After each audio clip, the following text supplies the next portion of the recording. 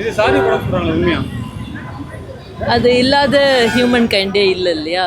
எல்லா இடத்துலையுமே அது விளையாட்டுலயும் சாதி இருக்குங்களா? எல்லா இடத்துலையும் இருக்குன்னா விளையாட்டும் சேர்த்து தான் எல்லா இடத்துலையுமே அது இருக்கு. அதே போல மாரி செல்வராஜ் வந்து எல்லா படத்துலையும் ஒரு விலங்கு அறிமுகப்படுத்திருப்பாரு. மாமன்னன்ல பண்டிகை கட்டிருப்பாரு, கர்ணன்ல கைதை கட்டிருப்பாரு, இதுல வந்து காலை கிடாவை கட்டிருப்பாரு. அது என்ன சொல்ல வராரு?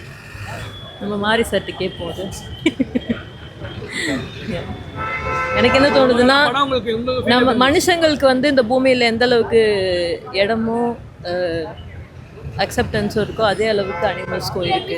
இப்போ நம்ம ஊரில் நீங்கள் மாடு வளர்த்துருப்பீங்களா வீட்டில், அதுவும் நம்மளும் எல்லாம் ஒன்றா ஒரே ஃபேமிலியாக தானே இருக்கும்.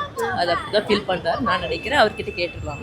இந்த படத்தை நீங்கள் பார்க்கும்போது என்ன விஷயங்களும் உங்களுக்கு கனெக்ட் ஆகிடுச்சு? ஏன்னா நிறைய படங்கள் ஒரு விஷயம் போகும். இந்த படத்தை யூஸ்வலாக பார்க்கும்போது ஒரு பப்ளிக் டே சம்மந்தப்பட்ட ஒரு கதை. நான் ஒரு நேஷ்னல் ஆத்லீட்டு.